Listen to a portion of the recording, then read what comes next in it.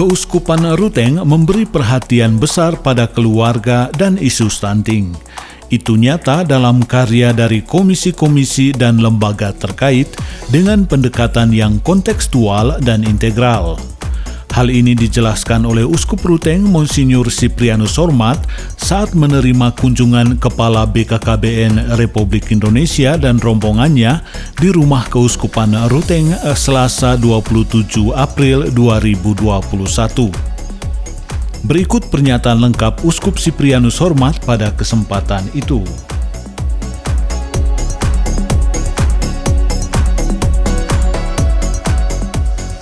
Pertama, kami ucapkan terima kasih dan apresiasi yang setinggi-tingginya untuk kunjungan Bapak Kepala BKKBN RI ke Rumah Keuskupan ini. Dan hal ini memperlihatkan pentingnya kolaborasi pemerintah dan gereja dalam pembangunan keluarga dan upaya memerangi secara khusus stunting di tengah masyarakat.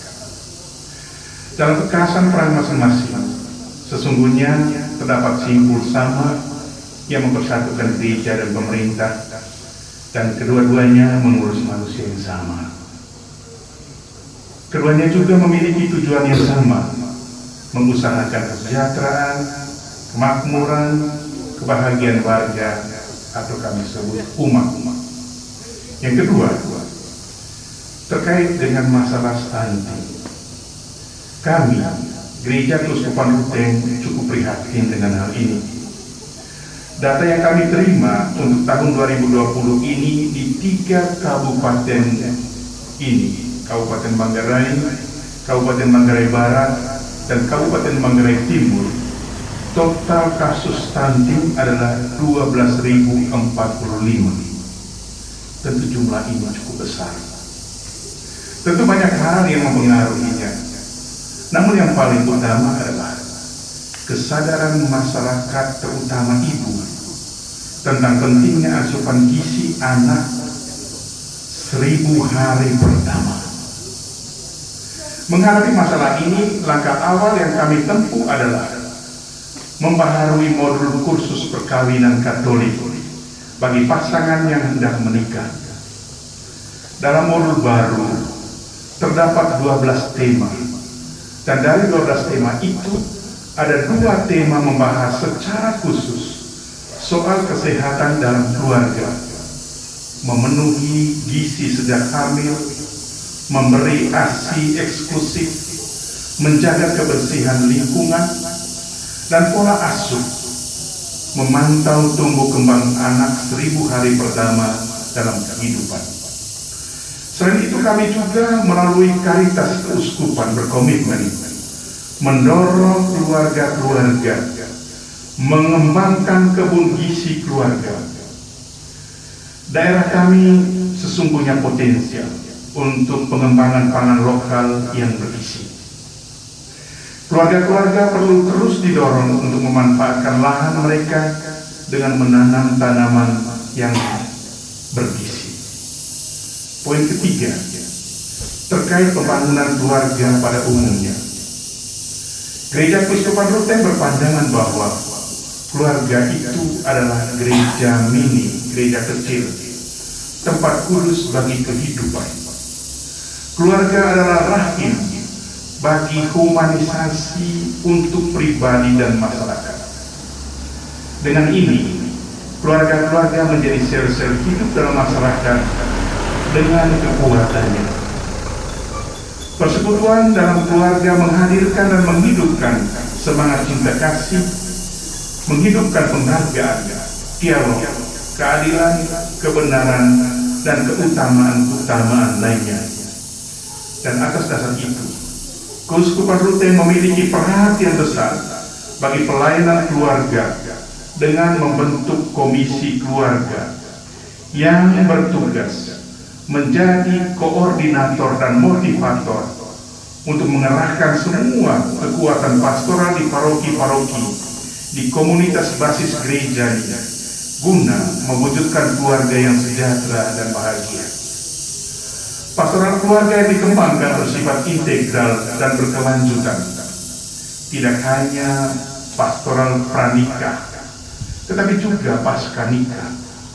Tidak hanya pastoral kuratif, artinya memecahkan masalah-masalah, tetapi pastoral proaktif menuntun keluarga menjadi paguyuban yang harmonis dan penuh damai sejahtera. Poin keempat, terkait dengan keluarga berencana. Gereja Keuskupan Ruteng terus-menerus mempromosikan kesadaran keluarga akan pentingnya keluarga berencana alamiah sebagai upaya untuk merencanakan dan mengendalikan kelahiran anak.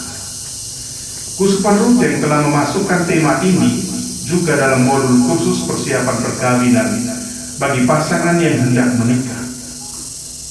Poin kelima, terkait hak-hak anak. Gereja Keuskupan Ruteng juga sedang mengembangkan program paroki ramah anak yang bertujuan agar anak-anak sungguh mendapatkan hak-haknya. Ketika anak-anak mendapatkan haknya, maka keluarga pasti sejahtera dan bahagia. Poin keenam, beberapa usulan kami untuk pemerintah mungkin berguna, kalau tidak berguna, perlu kami sampaikan. Yang pertama, pemerintah perlu memperbanyak dan memberdayakan para tenaga kesehatan untuk mengedukasi baik calon ibu maupun ayah untuk memastikan ibu dan anak sehat.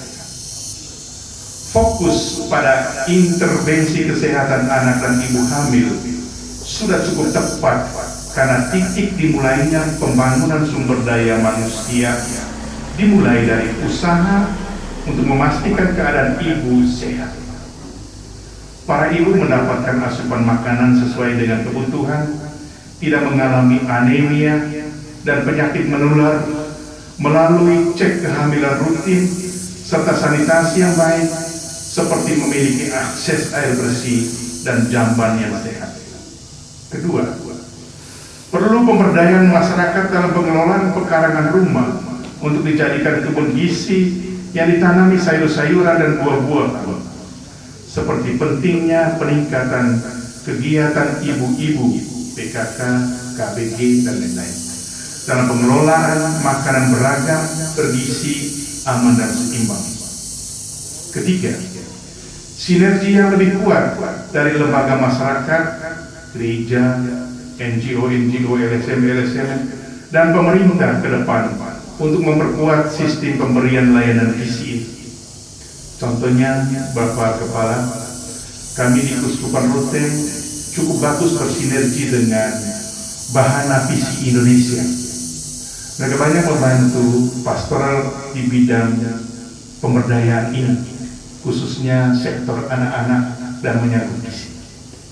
Dan yang keempat dan terakhir, pemerintah perlu memberikan penyadaran akan makna dari keluarga berencana, bukan melulu pada pembatasan jumlah anak, tetapi bagaimana merencanakan seluruh dinamika dalam keluarga demi keluarga yang sejahtera, damai, dan harmonis serta bahagia. Itulah beberapa pokok pikiran yang perlu kami sampaikan kepada Bapak Kepala BKKBN yang berkenan berlabuh sejenak di Wisma Keuskupan pada saat